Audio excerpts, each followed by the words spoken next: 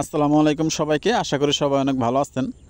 আজকে আপনাদেরকে একটা কার্যকরী উপায় সম্পর্কে জানাবো, যে কাজটা করলে আল্লাহর রহমতে আপনার হাঁসের খামারের হাঁসগুলা সুস্থ থাকবে।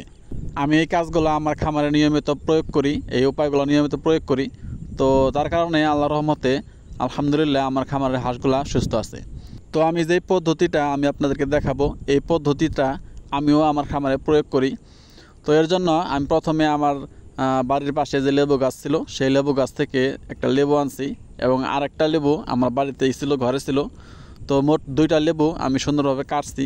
কাইটে একটা মগের ভিতর পানি নিছি, পানি নিয়ে সেই মগের ভিতরে লেবুর রসগুলা মিক্স করছি। এই পদ্ধতি ব্যবহার করতে আপনাদের খুব একটা খরচ করতে হবে না, কারণ বাজারে লেবুর দাম খুবই কম।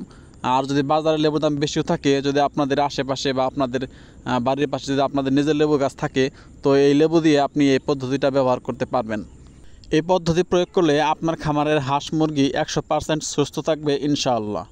তো এগুলো সুন্দরভাবে মিক্সড হয়ে যাওয়ার পর এগুলো আমি আমার খামারের যে হাঁসগুলো ছিল ওই হাঁসগুলোকে দিয়ে দেব।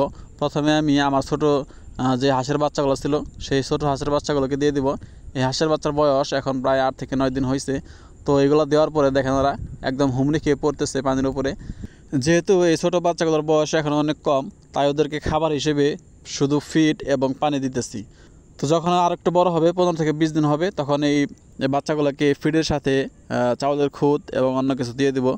তো এই লেবুর পানি বা শরবতগুলা আমার ছোটো বাচ্চাকে দেওয়ার পর আমার খামারে যে বড় হাঁসগুলো ছিল, এই হাঁসগুলোর বয়স 1.5 থেকে 2 মাসের মতো হয়েছে।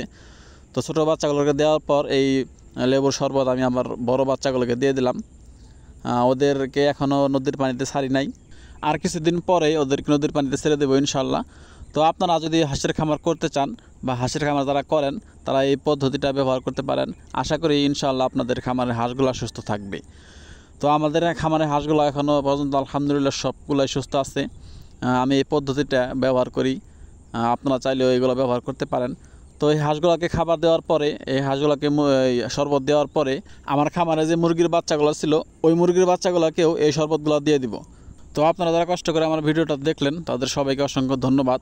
সবাই ভালো থাকবেন। আসসালামু আলাইকুম রহমতুল্লাহ।